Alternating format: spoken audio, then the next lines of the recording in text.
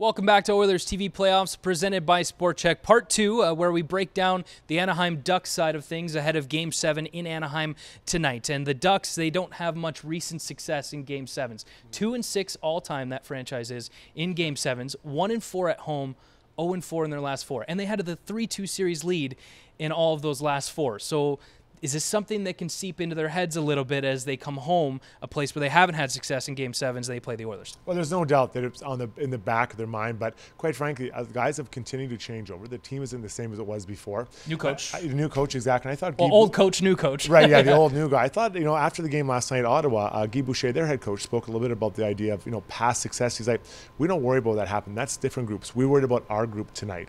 I think for the Ducks, that's the message they'd have in that room. Don't worry about what's happened. We're new. This is different. We're a new group. Let's write our own story tonight, and they'll be ready to rumble as a good game gets going tonight. And Randy Carlyle says, "Don't pin those on me. Don't pin those Game 7 losses on me." But let's go to the room in Anaheim and hear what the players have to say on their recent Game 7s. To be honest, it's years ago. It happened last year. It happened the year before. It's nothing that we can do about the past experience except learn from them. And I'm a firm believer. You learn a lot more from your losses than when you win in Game 7s.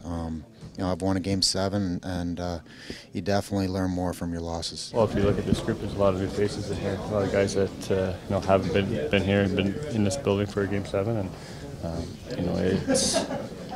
you just feel the sense in here that, all right, we can go out, we can play our game and let our game do the talking and go out and just play hockey. It's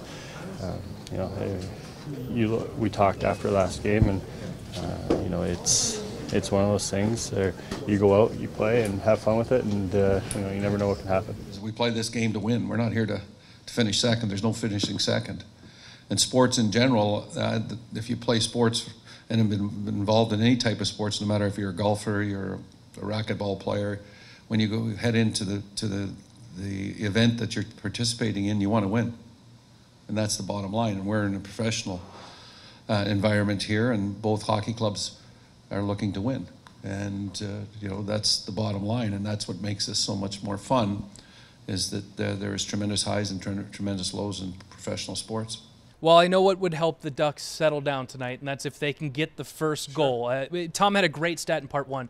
124-42 is the record of teams that score first in Game 7s all-time in NHL history. So tonight for the Ducks, how important is it for them to get the first goal on home ice? But then also, is that something maybe the Oilers can capitalize on if they're pressing too much for that? I think the first goal is more important for the Ducks than it is actually for the Oilers. The reason being their goaltender, Gibson. When Gibson, if he feels he touches the puck early, has a couple good saves, and that his team's able to get him a 1-0 lead, I think he'll settle down and get into the groove. So I do think it's important for Oilers to get at Gibson, make him uncomfortable, and try to get that first goal to unsettle his nerves. So look for the Oilers to attack early, get to that net, and try to get Gibson off his game. But even if you get the lead in this series, we've had 4 out of the 6 games, multi-goal leads have disappeared on either side. So, for this one, it's not much about getting that first goal. It's about maybe weathering an attack and then getting a response goal might be more important. Yeah, I think so, right, the rebound part. But I wonder that in this series, I think we've seen the Oilers grow a lot more than we've seen the Ducks side grow. The Oilers, they had that very difficult night last Friday night. We already know the history of that, but then they come back Sunday, have a great effort. So that's growth. We've seen a group now get better, get stronger. So I expect tonight, if they do get down 1-0, they've been through this before, and they're able to respond better than maybe we would have talked about 2 weeks ago. Let's hear from the Ducks on the all-important start from the Honda Center. Good start. Have a good start. That's the bottom line. You have to have a starting point. Your team can't be second out of the blocks. It's like a sprint. If you're a sprinter, you want to make sure you get a good start. And that's exactly the way we approach it. We have to have a good start. It's imperative that we get our game going right off the bat. I think grab the momentum right away. I think that's first and foremost, and just relax and settle in at the same time. It's a mindset. You go out and you expect to start on time, and you expect to generate momentum by getting shots and getting on the body. They jumped on us early, and you have to be ready to play from the puck drop, and it was a nice wake up call, and it's something that it happens, and you have to be ready to play the next one. You put that behind you and move forward. Well, Jason, let's revisit Gibson. He's someone that you've talked about quite a bit in this segment about maybe the Oilers needing to get to him. Where is his mindset at tonight? I think there's nerves, and he is, for me, the most important player, positive or negative, in this whole game tonight.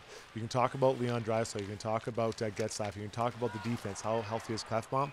But at the end of the day, how Gibson goes could really affect the outcome of this game tonight. And like I said, the important thing for the Oilers is to get to him early, make him uncomfortable. Maybe a nudge, maybe a little bump. They say rubbing's racing. They can score early. I really think it'll set off Gibson in the wrong area. So look for a strong start and a lot of pucks being funneled towards the net for the Oilers in that first 10 minutes. Well, they've got big bodies that can go to the paint. I mean, Patrick Maroon, Milan Lucic, Zach Cassian, all those guys can stand in front of them and make a better door than a window, right? Oh, they sure can. They're so big. But then also guys like Kajula. I think we've seen his growth, getting to the net a little bit harder, sticking his nose in there a little bit more. But I think the key is to get a lot of pucks there and make him make saves.